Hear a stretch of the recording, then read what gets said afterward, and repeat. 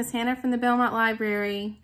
We are going to read a fun book for Valentine's Day coming up. It's called Groundhug Day by Anne Marie Pace and illustrated by Christopher Denise. I hope you enjoy. Valentine's Day was only 2 weeks away, and Moose was planning a grand party. "You need Valentine balloons," said Squirrel. "And Valentine cards," said Bunny. "And don't forget the Valentine hugs," pointed out Porcupine. "Everyone has to come to my party," said Moose. "Uh-oh," Bunny said. "That's a problem." "What's a problem?" Moose asked. "Tomorrow is Groundhog Day," Bunny said. "If Groundhog sees his shadow, he'll go back into his hole for 6 more weeks. He won't be awake on February 14th. "Good point," Moose said. "If we stop him from seeing his shadow, then he can come to my party." "I've got it," said Squirrel. "I'll sneak into his hole and change his calendar so he won't know it's February 2nd. "Your chattering will wake him up," said Porcupine. "I'll blindfold him when he comes out." "Your quills might poke him in the eye," said Bunny. "I'll put up a tent over his hole." "He'll know he's not outside," Moose said. "I'll sit on his hole so he can't come out at all." "Calendar! Moose! Blindfold! Moose! Tent!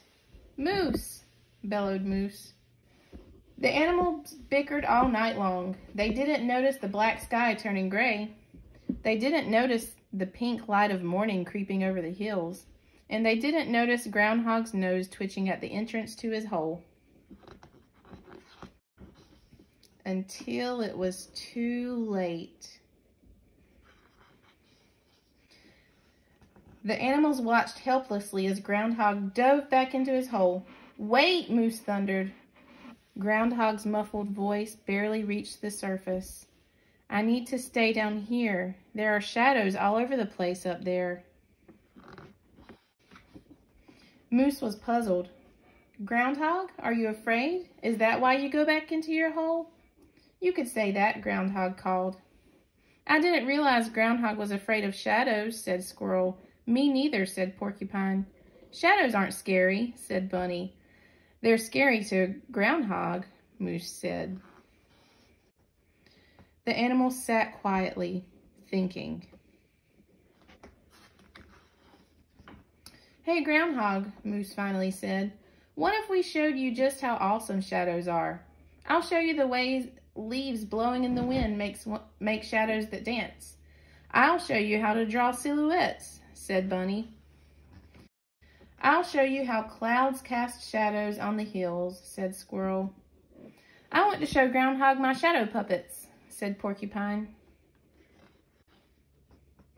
"Dancing shadows," Moose said. "Cloud shadows," Squirrel said. "Silhouettes," Bunny said. "Shadow puppets," said Porcupine. "Wait," said Groundhog. He eased out of his hole. "Can't we do all of them? They all sound fun." The animals spent the day showing Groundhog all the amazing shadows they could discover and create. And they were all fun, especially Porcupine's shadow puppets. "It's a comb. It's a feather. It's a buzzsaw. It's sunshine." Finally, late that night. "What a wonderful day," Groundhog said, "but I really do have to go back into my hole now," he shivered. 6 more weeks of winter, you know. "But you're not afraid of shadows anymore," Moose protested. "Now you don't have to miss my Valentine's Day party." "I may not be afraid," Groundhog said, "but it is cold up here." "But there aren't any balloons in your hole," said Squirrel. "Or Valentine's cards," said Bunny. "Or Valentine hugs," said Porcupine pointedly. "Nope, but my hole is warm," said Groundhog. He looked at his disappointed friends. "We can at least have hugs before I go. Ground hugs all around with a special Groundhog Day nose kiss for you, Porcupine." "That works for me. Happy Groundhog Day," said Porcupine. 6 weeks later, Groundhog emerged from his den just in time to don a green hat.